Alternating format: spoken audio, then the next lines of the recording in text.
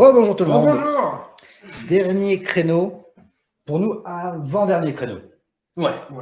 On a un petit créneau de passage de fin. Je sais que Hicham va nous rejoindre dans quelques instants. Il passe un peu de temps avec Romain actuellement. Et après, il va nous rejoindre dans quelques petites secondes. On va pas l'attendre, en fait. On va commencer. C'est comme à l'apéro. On commence. Dès qu'il y a les petites cacahuètes, ça fait toujours venir Hicham. Donc, le bordel, ça commence. Voilà, le bordel commence. On amène le truc. C'est voilà, comme par hasard. Hicham n'est pas parmi nous, donc du coup, ça va être l'occasion de parler du bordel organisé. Non, en fait, ce qu'on vous proposait comme intention, c'était de vous un peu prendre du temps entre nous pour essayer de parler un peu de l'historique qu'il y avait de ce collectif-là. On parle bien du collectif Les Facilitateurs, avec tout ce qu'on peut avoir autour de ça, l'AFD, la création du collectif, etc. Mais aussi voir un peu comment nous, on a pu évoluer d'une manière individuelle et collective. Parce qu'effectivement, depuis le lancement du collectif jusqu'à aujourd'hui, il y a des choses qui ont changé, des choses qui ont évolué. Donc là, le but, c'est de partager avec vous, c'est ça un peu l'attention. On se pose des questions entre nous. Moi, je vous poserai des questions, n'hésitez pas on se pose des questions aussi. Dans le chat, vous pouvez aussi nous poser des questions, un peu voir comment nous, on a vécu, comment on vit notre rôle de facilitateur. Peut-être que vous avez remarqué ou non que on a des définitions qui sont différentes, mais ça ne nous empêche pas d'être un collectif. Pourquoi bordel organisé ou pourquoi l'histoire d'un collectif qui a échoué? Parce qu'effectivement, on a appris beaucoup de choses, on a échoué à beaucoup de reprises. Peut-être qu'aujourd'hui, encore en cours d'échec ou pas, on verra ça avec vous. Bref, voilà, c'est prendre ce temps pour échanger avec vous, voir ce retour d'expérience en fait d'un collectif et pas d'une communauté de facilitateurs. Si vous voulez une communauté de facilitateurs, allez sur Discord. Vous verrez la communauté Discord. Mais non, nous, on veut vraiment vous parler du collectif. Ok, donc en attendant que... Évidemment, je pense que vous vous en doutez, on va un peu parler de facilitation. C'est ça. Salut Hicham. Salut Hicham. On a commencé à manger les cacahuètes. Hello. Hello. Vous m'entendez? Allô? Yes, un petit peu. Voilà. Je viens de partager l'intention, Hicham. Ok, parfait. Bon, ça va, messieurs? Vous passez une bonne journée? Ouais, ça va et toi? Ouais, parfait. Très, très bien. Moi, c'est une demi-journée, comme vous le savez, mais vraiment, j'ai encore la pêche, donc c'est top. C'est bien, garde la pêche, parce que tu vas rattraper pour nous, alors. Juste une petite question, un petit truc sur le chat. N'hésitez pas à nous faire un coucou. Il y a notre comptage qui est là, qui va discuter avec nous. Un petit coucou dans le chat, ça fait toujours plaisir. On se sent moins seul.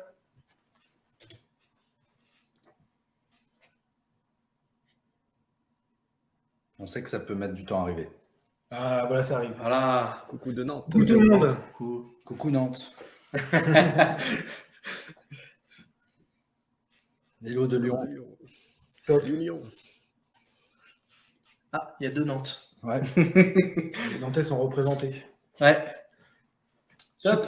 Ok, super. Alors, effectivement, il y a une citation qu'on avait partagée dans l'intention. Moi, j'avais proposé ça justement aux 3 autres facilitateurs. Le temps ne change pas les hommes, il les dévoile. C'est une citation de Marcel Proust. Je trouve que c'est une citation qui peut bien résumer un collectif, que ce soit le nôtre ou un autre collectif.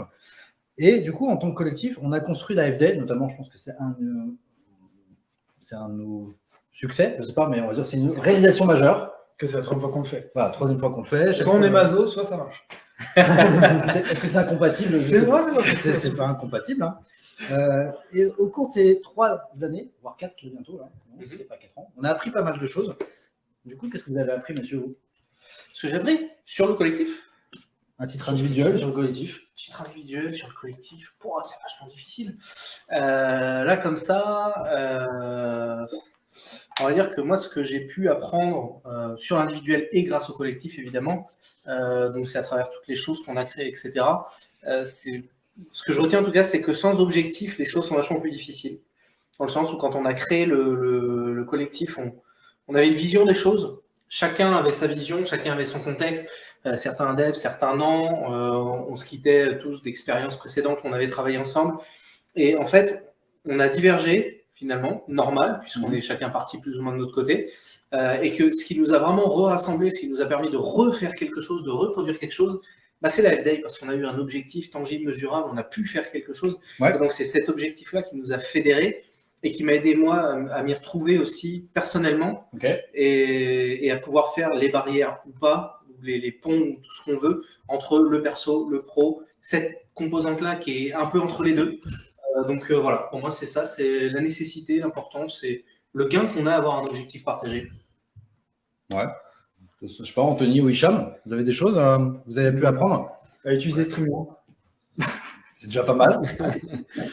Ouais, bah, de toute façon, ça va être interactif. On va sûrement réagir à chaque fois. Mais en gros, mais en plus, quand on a lancé le collectif, si je me trompe pas, pour pas mal d'entre nous, on s'est lancé aussi dans une aventure d'entrepreneuriat, de freelance, tout ça. Puis en pleine période de Covid en plus. Tu sais, on a mis toutes les cartes de notre côté, quoi. Mais en vrai, franchement, j'ai énormément appris, mais sur tous les plans, parce que, en fait, déjà, lancer une entreprise et en même temps gérer une activité à côté, sachant qu'en plus, notre collectif, c'est un collectif, donc il n'y a pas de business derrière, c'est pas une entreprise. Donc, savoir gérer un peu le temps perso, le temps pro, la boîte, le collectif, etc., toute cette gestion-là, ben, en fait, on s'est lancé en plus en plein Covid, etc. Donc, bref, c'était comme le titre, un vrai bordel organisé. Pas toujours organisé. Bordel, oui. Bordel, oui. Un bon vrai bordel. Mais du coup, comment vous avez vécu notamment l'AFD? Parce que l'AFD, c'est un peu né dans un réseau, autour d'une nappe. Comment vous avez vécu ça, Anthony? Moi, c'était un peu particulier, en fait.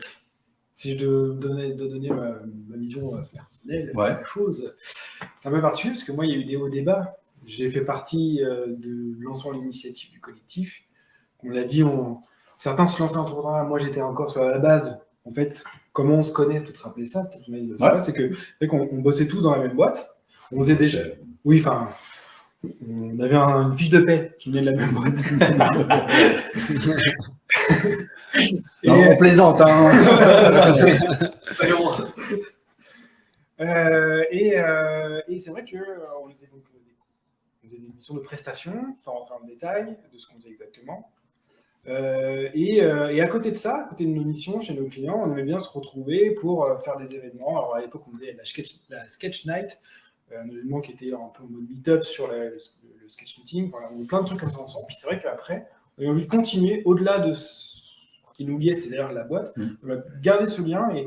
Mais du coup, il y a eu des hauts débats, parce que pour moi, qu'à un moment donné, sans rentrer dans les détails, parce que je crois qu'il y a des trucs peut-être un peu plus confidentiels ou pas, j'en sais rien. Mais le compte à Panama. Voilà, à un moment donné, j'étais obligé de partir alors que l'ancêtre, donc du coup, ça a continué sans moi. Il y a des choses qui sont faites sans moi.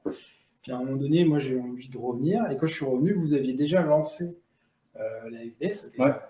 Je ne sais pas à quel moment, je crois que c'était en plein CFP. Je crois que vraiment, le CFP était terminé. Tu étais en train de choisir, voter. Je crois, voilà. Ouais, j'étais dans les derniers jours de vous pouvez poster sa profession de conf. Et du coup, ouais, j'ai voté avec vous. Puis après, j'ai rejoint l'aventure pour l'organisation.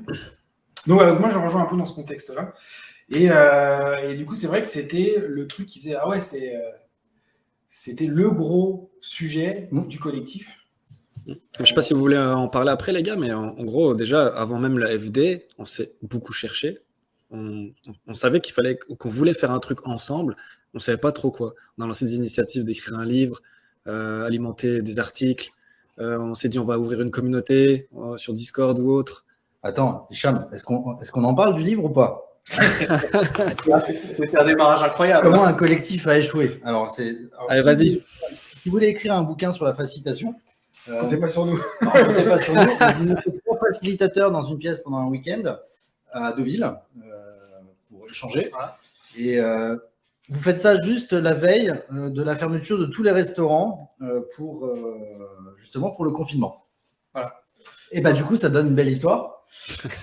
On a eu des trucs assez sympathiques. Du coup, on se dit, on va aller se prendre un petit restaurant pour fêter ça, la première jour du livre. On était tous contents d'avoir écrit quelques petits trucs. Voilà, on avait un plan. Voilà, on est rentré, on était en mode. C'était un peu veille de fin du monde. On a essayé de la jouer facilitateur, pour le coup, évidemment. Ouais.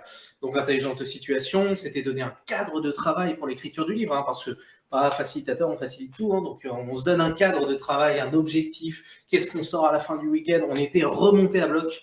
Et effectivement, il y a tout ça où la nouvelle qui tombe en plein milieu de la journée, il y a tout. Et je ne sais pas si vous vous souvenez, du coup, deuxième jour du week-end, on se dit, là, en fait, c'est l'apocalypse, le ciel va nous tomber sur la tête, je ne sais pas ce qu'on va faire, revoyons le cadre. Encore une fois, rejoignons la facilitateur, reposons un cadre ensemble.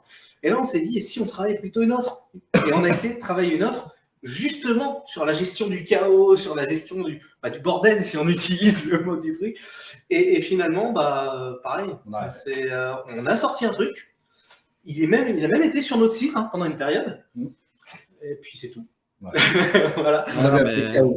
Il y a plein de moments où en faisant le bonhomme, on se disait non, j'ai pas paniqué. Tout le monde panique, mais moi je panique pas. Mais en vrai, on a grave paniqué et dans la panique, on a essayé de lancer plein de trucs en même temps et en fait, il y a rien qui a marché.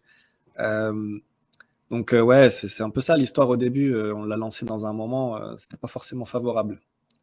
Après, pour en faire un truc finalement presque pédagogique là, de discussion, etc. Parce qu'on parle d'un bordel organisé, on parle d'échec. Nous, on a vraiment cette vision de l'échec qui est de dire un échec, c'est juste le premier pas vers le prochain échec, presque.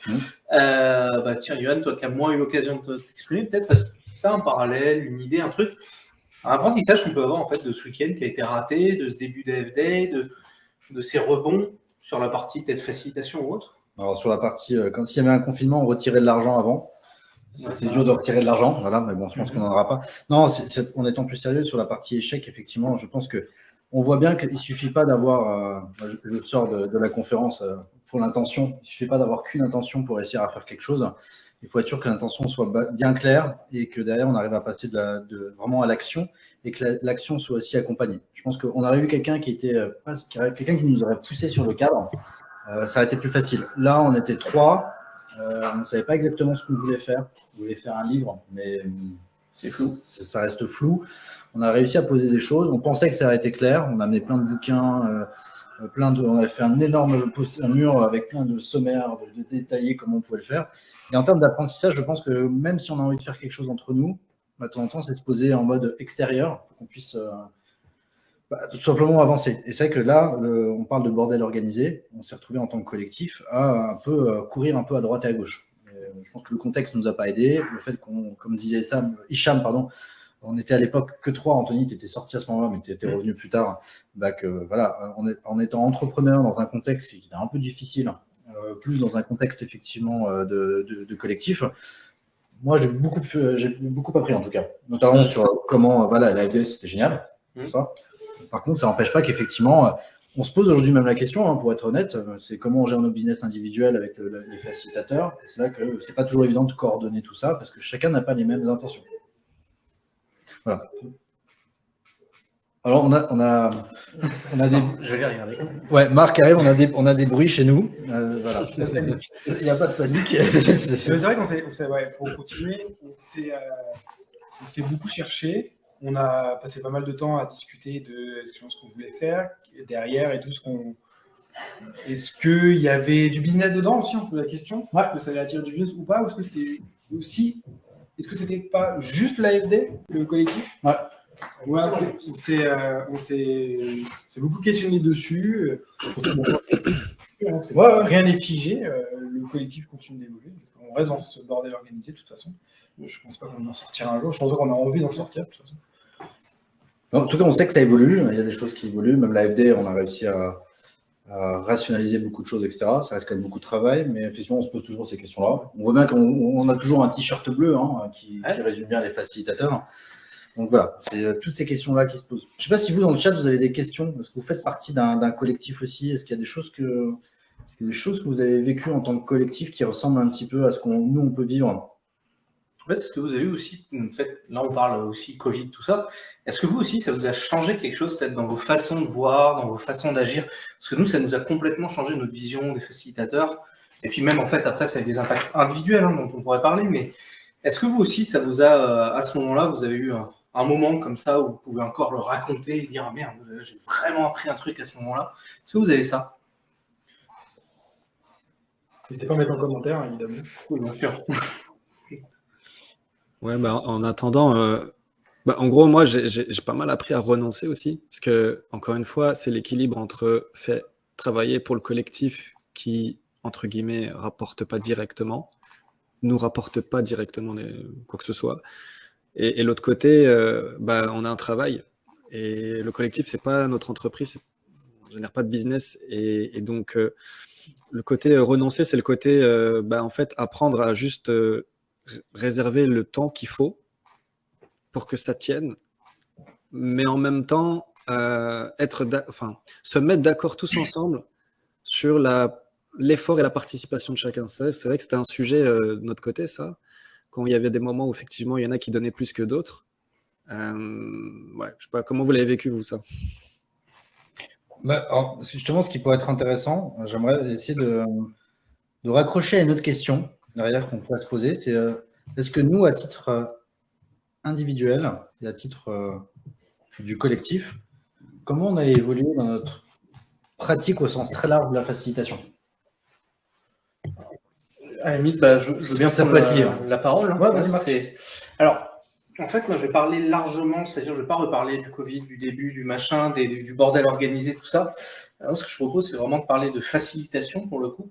Moi, le déclic que m'a donné les facilitateurs, c'est qu'on s'est posé à un moment la question de qui on est, qu'est-ce qu'on est. On a réalisé qu'on n'était pas forcément tous les mêmes personnes. Et ce qui nous a mis en commun, et malgré le fait que si vous avez suivi un peu dans la journée, on a des définitions différentes de la facilitation, on est tous facilitateurs dans ce collectif. Et donc voilà, moi, comme je disais, ma définition de la facilitation, elle a évolué, elle s'est affinée, et en fait, ça nous a permis de nous focaliser sur ce contexte, sur ce concept de facilitation.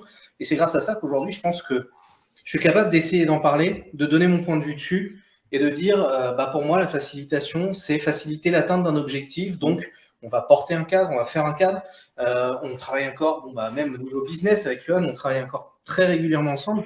Et on se rend compte que finalement, le fait de co-construire cette vision-là, de la partager, de travailler dessus. Et d'ailleurs, en fait, vous avez un instant avec nous. Et en fait, l'idée aussi de cet instant, n'hésitez pas à nous poser des questions sur la facilitation en général, pas que le collectif.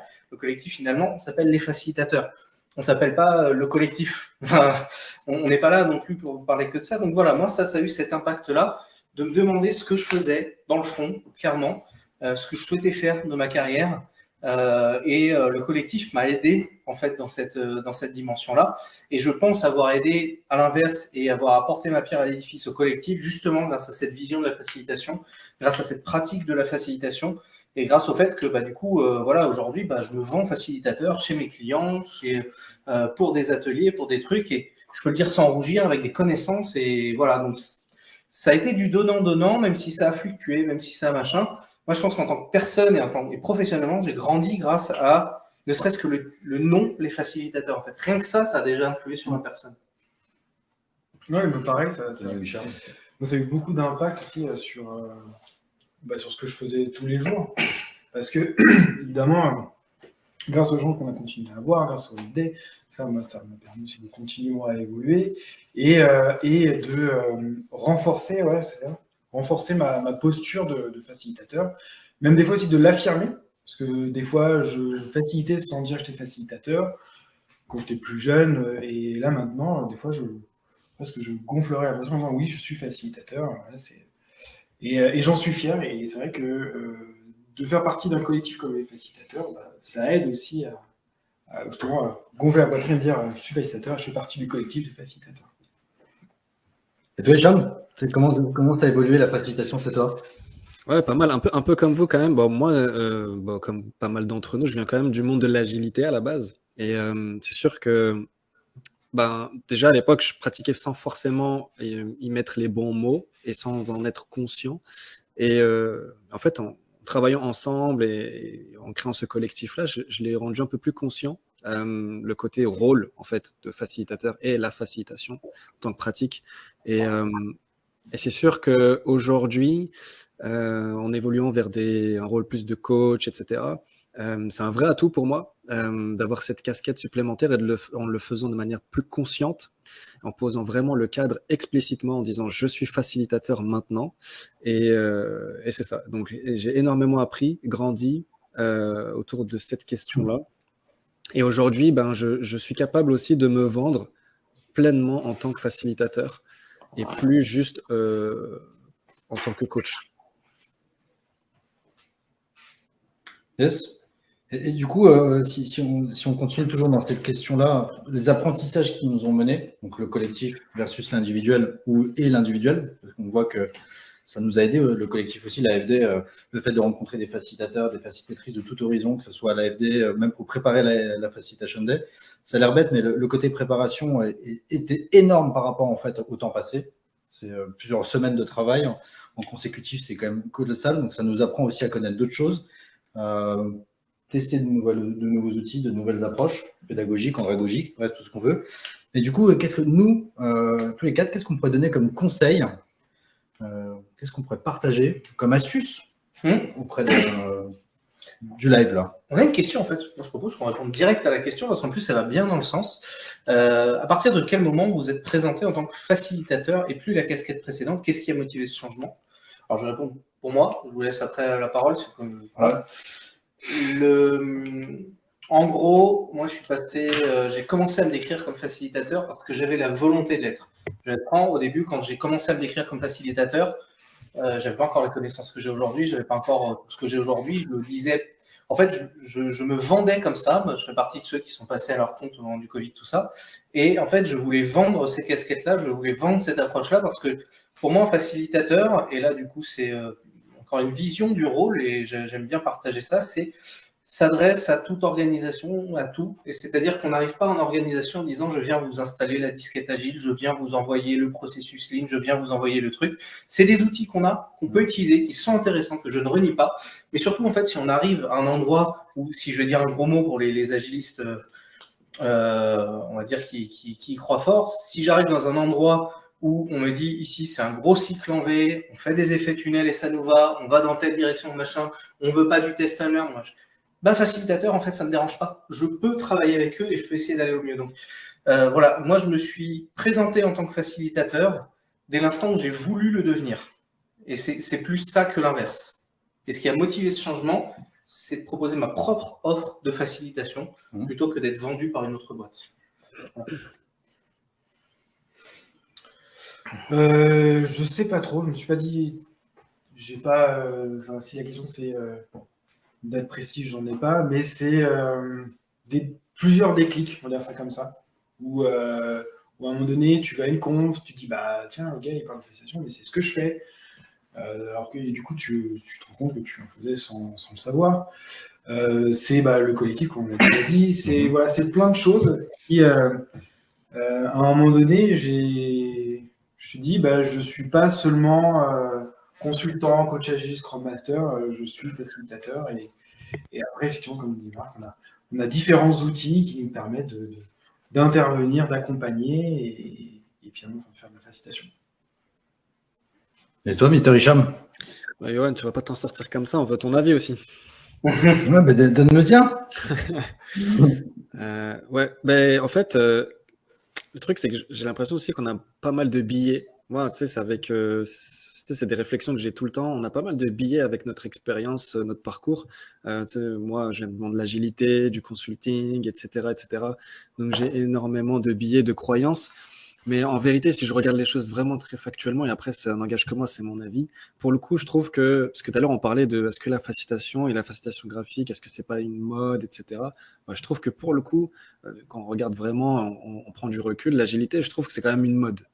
La vérité, c'est que depuis la nuit des temps, on essaye de faire en sorte que les humains travaillent ensemble. Et pour moi, la facilitation, ça reste, en tout cas, une pratique pour faire en sorte que les humains arrivent à travailler ensemble et atteindre un objectif. Donc, autour des sujets comme la dynamique des groupes, etc. Donc, en vrai, je me sens beaucoup plus à l'aise en prenant du recul de me dire que je fais de la facilitation avec plein d'outils autres aussi que me dire que je fais de l'agilité, en fait, ou du coaching agile, etc. C'est mon avis. Ouais, dans la continuité, effectivement, pour répondre, comme tu me lançais là-bas, là, Hicham, effectivement, on va dire la casquette de facilitateur, moi, ça fait un moment que j'essaie de me l'approprier parce que j'aime pas la notion de coach, parce que je sais pas si vous vous en souvenez, on a fait une vidéo l'année dernière avec les vidéonautes, Jérôme et Valentin, sur les coachs. Et en fait, aujourd'hui, on est coach de tout et je trouve que alors, je ne dénigre pas le métier de coach, qui est un véritable métier, une vraie compétence, etc. Moi, aujourd'hui, je ne cherche pas à avoir cette compétence-là. Mais effectivement, on a un coach en tout aujourd'hui. Et du coup, j'ai remarqué chez les clients qu'il y a un syndrome de dire OK, c'est encore un coach, etc. Après, on peut faire un peu la blague. Comme j'étais arrivé chez un client, on a dit comment tu t'appelles? Moi, c'est Gilles. Ah, bah, c'est bien, moi, je suis ton coach, donc je suis le coach de Gilles. Bon, bref, c'était sympa comme jeu de blague, on pourrait faire, mais ça va s'arrêter là. Mais par contre, la notion de facilitateur, ce qui est sympa, effectivement, on est là pour faciliter et ça peut être des mots valises pour des clients, mais globalement, tout le monde comprend que c'est pour rendre des choses plus évidentes, plus faciles, plus concrètes. Et du coup, c'est plus facile de surfer là-dessus et de dire, OK, à partir de ça, qu'est-ce qui serait plus facile pour toi? Hop, on y va. Et on se lance. Donc, je sais que moi, quand j'ai monté ma boîte, effectivement, c'était tout de suite, j'ai voulu me lancer là-dedans sur cette notion de facilitation. Et aujourd'hui, c'est la seule casquette que j'utilise, à part Siest Master. Il y a une vraie compétence aussi là. Mais là, il y a du niveau. Une certif et tout. Il y a une certif. 4.1, ça. 4.1, coach sieste. Ah tiens, coach sieste. N'hésitez pas, si vous avez d'autres questions comme ça ou autres en fait, relatives à la facilitation, au métier, au rôle de facilitateur. On ne prétend pas d'étendre la véritable vérité vraie, comme j'aime bien dire, mais par contre, on y réfléchit tous les 4 ensemble depuis un moment et avec un grand nombre d'autres facilitateurs au travers des FDI et tout. Donc, en fait, l'idée aussi de cet échange qu'on a voulu construire avec vous là tout de suite, c'est vraiment aussi d'avoir vos questions et de pouvoir continuer cette discussion avec vous. Voilà, qu'on parle de vraiment beaucoup de choses, quoi.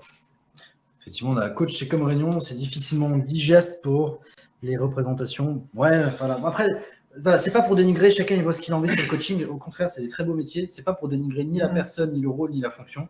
C'est à titre personnel, c'est pour me sortir en fait d'une casquette qui était mal perçue. Et aujourd'hui, encore facilitateur est plutôt bien perçu. Et il n'y a pas de notion anglo-saxonne derrière qui pourrait aussi être interprétée. Tu vois, par exemple, moi, ce que j'ai pu observer par rapport à ça, je ne sais pas si on est encore dans le mais c'est qu'avant, il y avait cette pensée qu'on était Scrum Master, et puis après, on évolue dans sa carrière, et puis du coup, on a une promotion, on passe coach. Oui.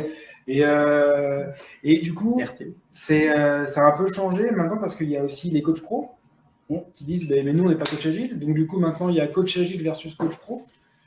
Et mais coach agile, les coachs pro disent non, vous n'êtes pas coach, vous n'êtes pas certifié. Ouais. Enfin, pas que, hein. Enfin, ceux qui disent que pour être coach, il faut avoir un certifié, il faut passer sur un diplôme, etc. Donc, en gros, c'est OK, moi, personnellement, je dis, je suis où là-dedans, etc. Mais en fait, facilitateur, pour moi, ça résume un peu tout ce que je fais. Ouais. Alors, en fait, un peu la conclusion qu'on a eue au débat juste avant, hein. Ce qui était marrant, c'est qu'au final, on a essayé de cadrer un peu le cadre d'intervention d'un facilitateur. Doit-il avoir les connaissances ou pas? Doit-il forcément s'adresser à un groupe? Est-ce qu'il est là que pour animer des ateliers, etc. Et au final, la conclusion, c'était en fait, on s'en fout un peu tant qu'il aide à la réalisation d'un objectif. Quoi. Ouais. Tant qu'il aide, d'ailleurs, moi j'avais dit que j'aimais pas le mot aider, mais on va dire tant qu'il facilite la réalisation d'un objectif. Et donc, du coup, c'est ça qui était intéressant aussi dans cette notion de facilitateur. Et je rejoins un peu ce que disait Johan. Hein. Pour moi, coach, c'est un vrai métier, c'est compliqué, c'est difficile. Sauf que après, et on a des retours du type. Enfin, moi, j'ai entendu des gens me parler du coach bonheur de leur entreprise et du coach. Et en fait, le mot coach, moi, j'avoue que je ne sais plus le définir. J'avais une idée assez précise à une époque quand je parlais de coaching agile, etc. Et encore, je parlais de coach agile où je savais le définir, pas coach. Et plus ça va, moins je sais le définir. Alors que facilitateur, je trouve qu'effectivement, tout est dans le mot, finalement, c'est rend les choses plus faciles, rend les choses plus atteignables, accélère les choses.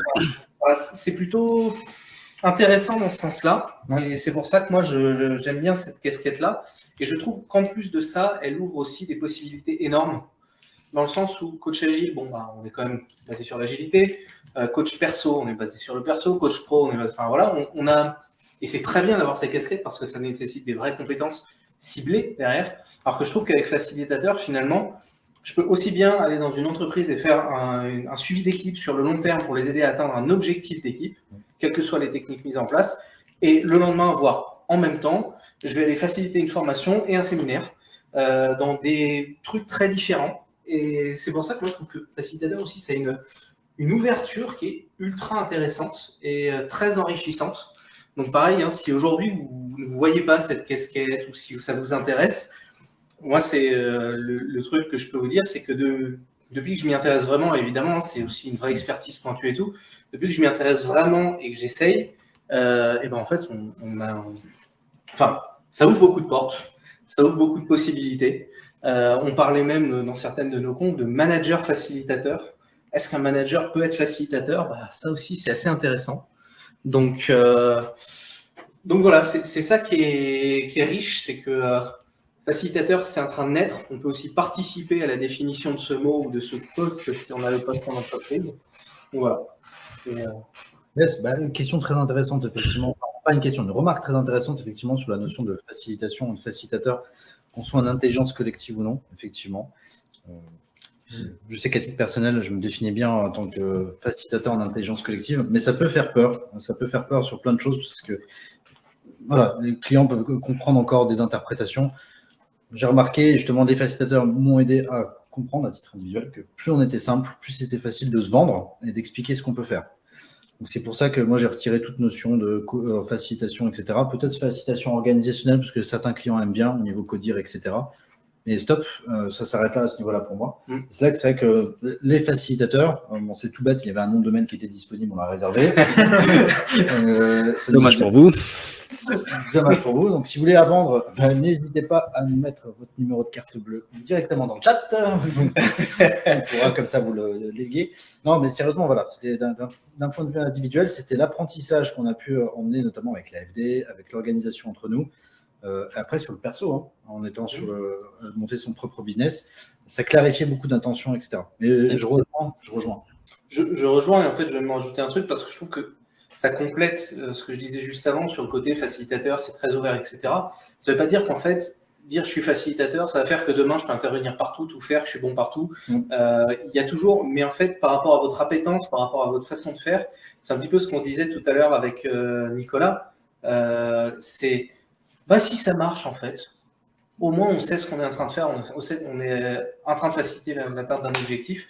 Et c'est un petit peu ce côté-là, moi, que vous disiez, c'est intéressant. Après, on peut parler d'intelligence collective, on peut peut-être parler de spécialisation, on peut parler de beaucoup de choses. Et ça, pareil, ça reste très intéressant. Voilà, facilitation graphique, qui est une approche dans laquelle il y a le mot facilitation, etc. Donc, voilà, j'aime bien effectivement la nuance qui a été apportée là, de dire que facilitateur, c'est vrai que c'est aussi un peu fourre-tout. Et c'est pour ça qu'il faut qu'on soit très clair sur ce qu'on entend derrière ce mot. Eh ben, d'un point de vue perso, je suis d'accord avec toi. Mais c'est. Mais justement, juste pour rebondir, il y a des zones dans lesquelles où même nous, entre nous, on n'est pas toujours. Enfin, en tout cas, on discute. On discute entre nous aussi pas mal. Et le débat qu'on a eu un peu plus tôt dans la journée, là, début d'après-midi, la discussion plutôt sur la facilitation graphique notamment, mais aussi sur la facilitation, c'est des discussions qu'on a même entre nous en fait tout le temps. Donc en vrai, on n'est pas 100% alignés, mais c'est ce qui fait aussi la richesse de nos échanges. Puis je reviens aussi à la mission là, de notre collectif. On a aussi créé ce collectif-là pour justement promouvoir, expliquer et faire évoluer la facilitation. Et le dernier truc que je voulais dire pour faire le lien avec tout ce qu'on s'est dit avant, là, avec l'agilité, etc., la facilitation, ça dépasse aussi les frontières du monde de l'informatique et du TI en entreprise. Ça touche tout le monde, en fait. Tout le monde, à un moment donné, a un besoin d'atteindre un objectif ou quelque chose. Et un facilitateur peut amener ça, peut répondre à ce besoin-là, où qu'on soit dans l'entreprise. Pareil, on a dû être rejoint par certaines personnes du salon Violet, où c'est terminé. C'était la dernière conf. Bienvenue. Donc là, on était en mode un peu conversation, essayer de donner nos retours, discuter avec vous, s'enrichir les uns les autres en fait par rapport à ce qu'on peut penser de la facilitation, de ce qu'on a appris à travers ce collectif. Parce que comme on l'a dit plusieurs fois, ce qui est intéressant, c'est qu'on n'est pas d'accord entre nous quatre sur la facilitation, sur plein de choses. Donc ça, c'est vraiment ce qu'il y a de bien. Donc voilà, si vous avez des questions, toujours, on est preneur. Hein. On n'est pas d'accord, mais moi j'ai raison. Ouais. C'est la vérité, vraie vérité. Voilà. Donc non, c'est intéressant de voir qu'effectivement, il y a des mots sur lesquels on ne peut pas tomber d'accord. Globalement, la mission, notamment de l'AFD et du collectif, on est plus ou moins d'accord sur la promotion de la facilitation. On croit à la facilitation comme quelque chose qui pourrait vraiment être accessible à tout le monde. C'est pour ça qu'on a fait l'AFD, événement gratuit, accessible au plus grand nombre, etc. Pas de sponsor. Pas de sponsor, donc on est libre de faire les événements comme on veut, sans publicité, sans rien du tout. Sans contrainte, de l'heure qu'on veut, avec les speakers qu'on veut, etc. Donc c'est une liberté aussi, on n'est pas obligé de mettre en avant une pseudo-réussite de client, quoi que ce soit. C'est un partage libre de ce qui peut se passer, donc ça c'est plutôt chouette. Mais voilà, on n'est pas d'accord sur la notion de facilitation en tant que rôle de facilitateur plutôt. On a des désaccords plus qu'on n'est pas d'accord. Voilà. Oui, c'est sur des points de précision. C'est ça. Si on va très globalement, très largement, je pense qu'on se rejoint, mais après, si on rentre dans les pressions, dans le détail, des fois, on est pas tout à fait aligné. C'est ce qui rend aussi intéressant, le fait que de temps en temps, alors ça nous arrive de travailler ensemble, pour le coup, vraiment d'aller avec des clients, de travailler ensemble, et ça amène aussi une richesse, en fait. Ouais. Oui, c'est ça. Ce qui motive vos désaccords est lié à votre formation. La facilitation, exemple, ceux qui sont formels, ceux qui ne sont pas, course B. Très bonne question. Ouais, c'est un peu ça. J'ai une Pas réponse forcément que la je vais- formation, enfin pas que en tout cas. Mm. C'est un tout en fait. C'est-à-dire que je travaille avec des gens, et puis du coup j'apprends de ces gens, et ça me fait me remettre un peu en question la perception des choses. Et du coup j'évolue comme ça, et c'est vrai que des fois, moi mes réponses changent du coup, et c'est pour ça que après on se trouve des fois des désaccords sur les définitions. Mhm.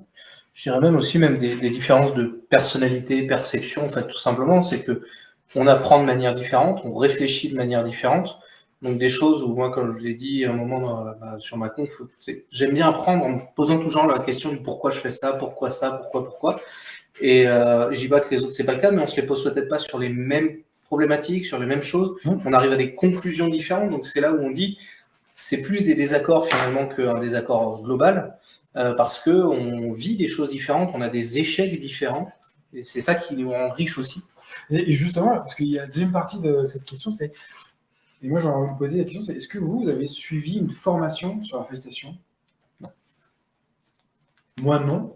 J'ai donné des formations sur la facilitation graphique, mais j'ai jamais suivi moi de formation sur le sujet. Et toi, Hicham? Non, par contre, la phrase d'après, selon l'école ou la pensée X ou Y, etc. Ouais, moi, oui, complètement. Du fait que je sois dans un parcours d'école scientifique, je suis très sensible à tout ce qui est démonstration scientifique ou ce genre de choses. Et c'est pour ça que je suis très séduit par tout ce que raconte Kurt Lewin autour de la dynamique des groupes, parce que c'est très appuyé par des démonstrations scientifiques autour de la psychologie des groupes, etc. Donc ouais, j'aime lire ça. Donc forcément, ça influence aussi mes croyances autour du sujet de comment travailler avec un groupe. C'est clair.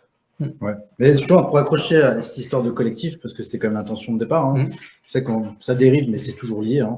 Effectivement, ce collectif nous a permis aussi d'évoluer de manière individuelle, beaucoup des choses, mais de manière collective aussi, parce que ça nous a formés sur plein d'aspects, ça nous a permis d'éliminer des choses, qu'on a testé beaucoup de choses. Ça, on était en mode apprentissage test, on en a fait des choses.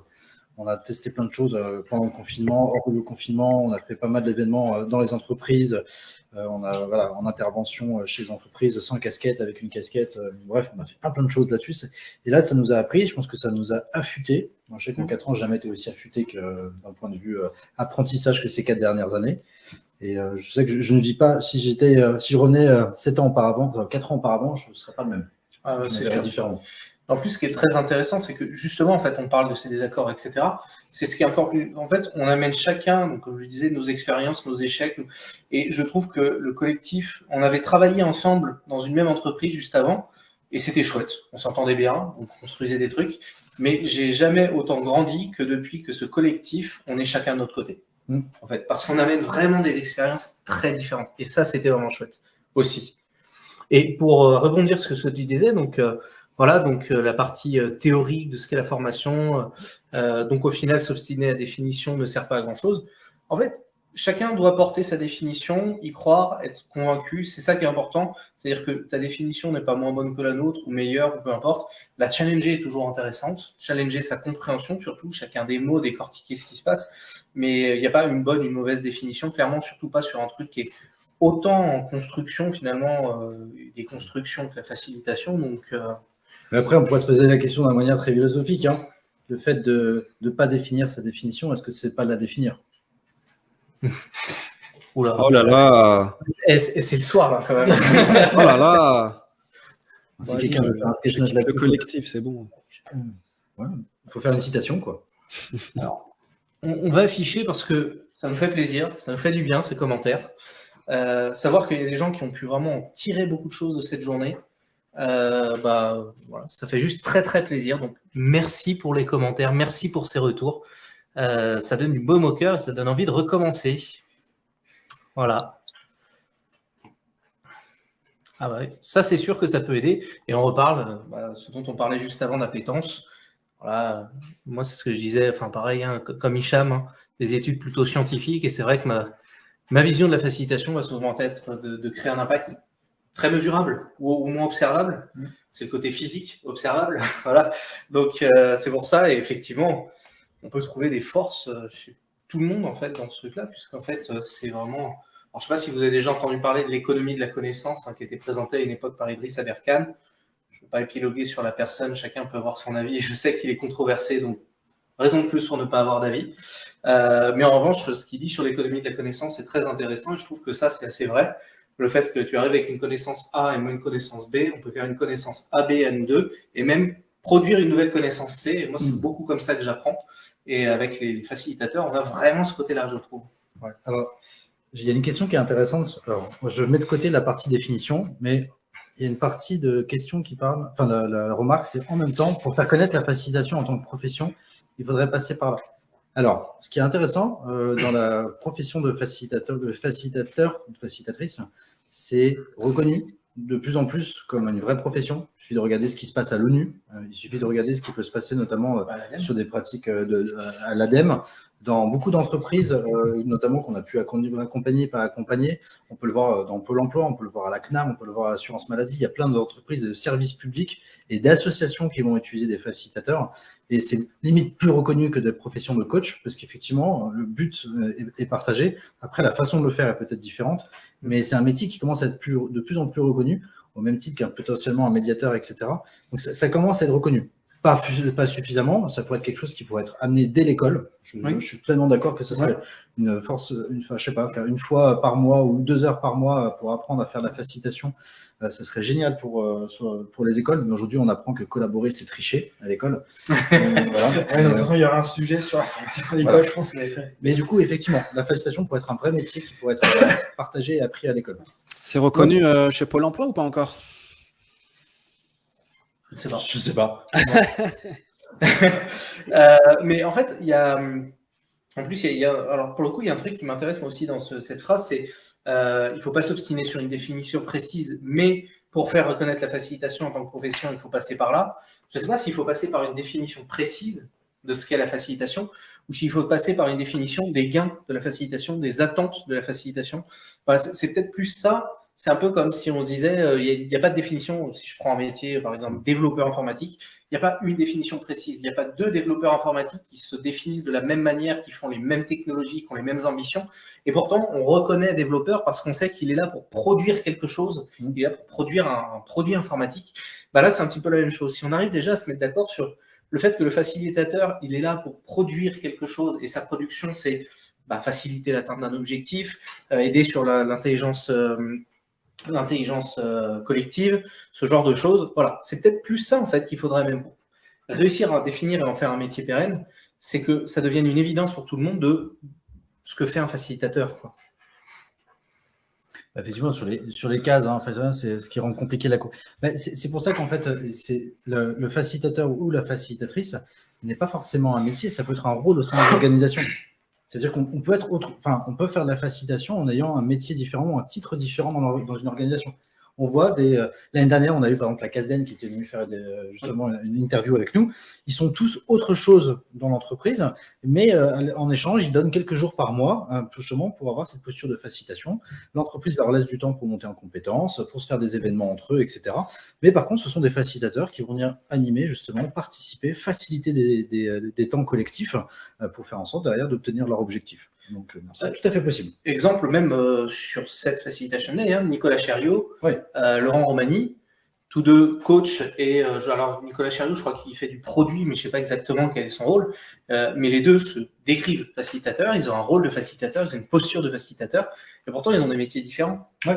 En fait, de base, ils ne vont pas accompagner les mêmes personnes de la même manière, etc., et pour les mêmes objectifs. Donc, c'est encore une fois ça qui est intéressant et difficile dans le rôle de facilitateur, c'est que finalement, j'allais dire, un peu tout le monde peut l'être. Il ne suffit pas de le déclarer, bien entendu, c'est quelque chose à travailler.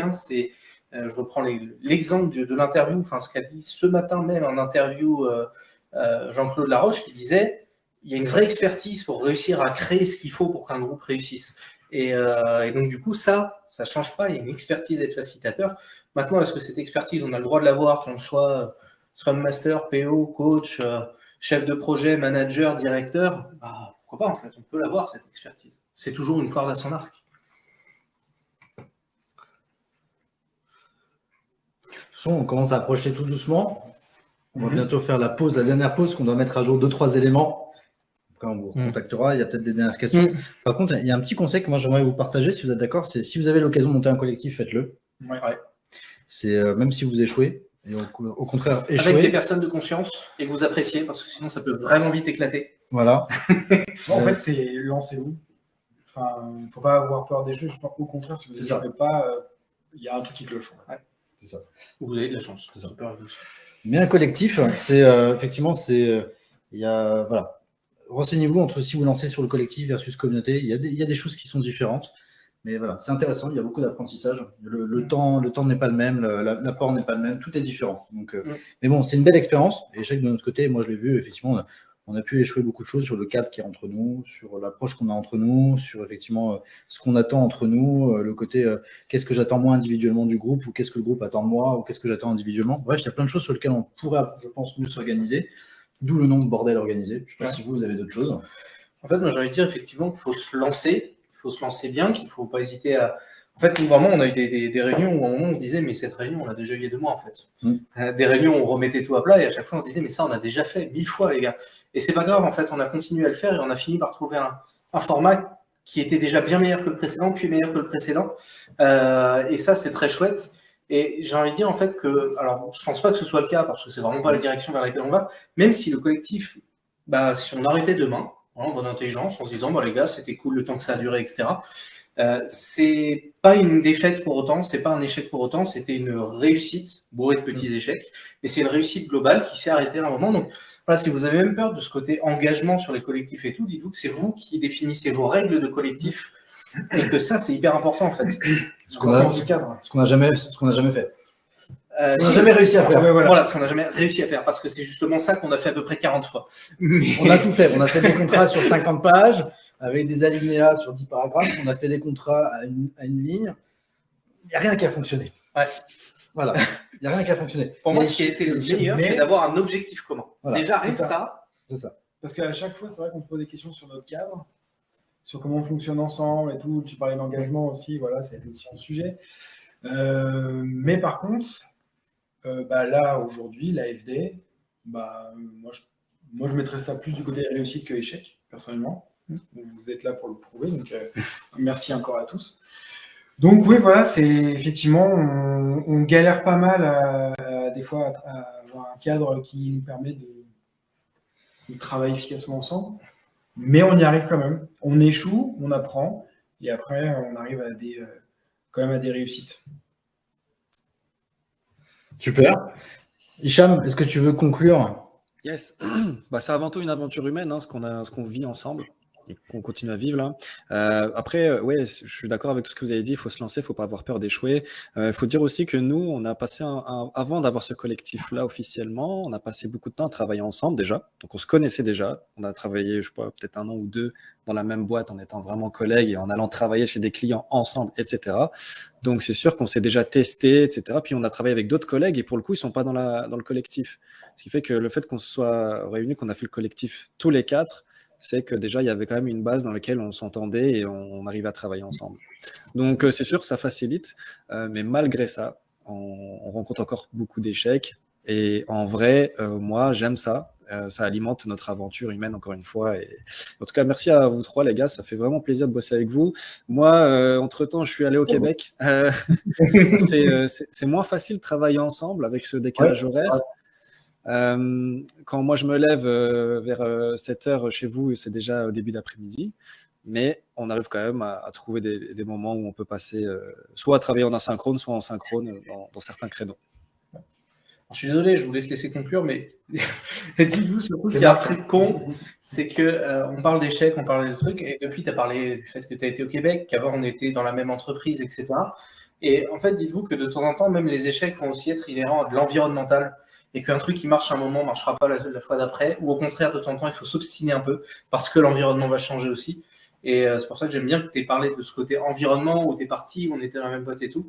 C'est aussi ce qui a beaucoup contribué à nous faire grandir, en fait, parce que chaque difficulté qu'on arrive à passer, ça nous fait grandir individuellement et collectivement. Et donc, voilà. Ouais, c'est peut-être l'exemple qu'on pourrait donner un de ces quatre pour un live qu'on pourrait faire. C'est une idée comme ça qui me vient, j'en sais rien.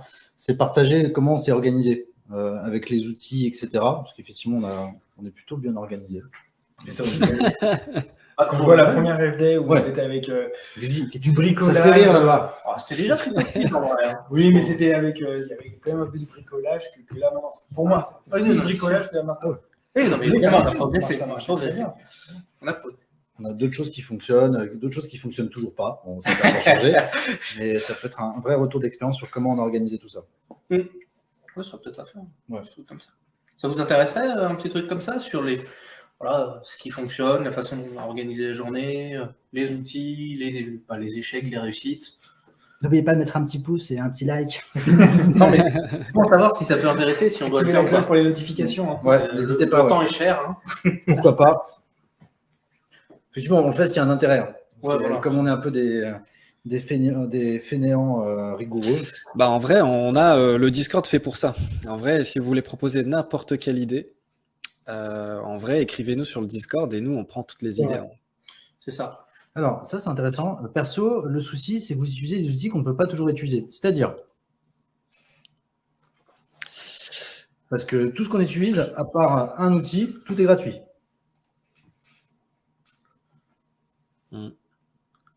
Alors, oui, c'est pas trop à la mode. Ça dépend dans quel milieu. Oui, en entreprise, c'est pas de l'ironie, je sais pas. Non, je pense qu'après, il a précisé dans une grande entreprise. Et effectivement, alors après, là, du coup, petit début de Rex, on est passé par plein d'outils. C'est ceux, effectivement, qu'on a le plus aimé parce qu'on les sait caler, éprouver, etc. Mais alors après, ça, c'est une conviction personnelle. L'outillage passe finalement très, très en second par rapport à tout ce qu'on a fait à côté. Là, c'est teper les outils pour cette journée. On y a mis...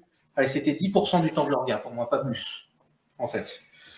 C'était plus les coms, c'était les discussions, c'était de la mise en place et tout. Donc, voilà, si c'est les outils qui font peur, on pourra en rediscuter, ça peut être intéressant, mais sachez que les outils, première FD, c'était pas du tout les mêmes outils non plus. Ouais.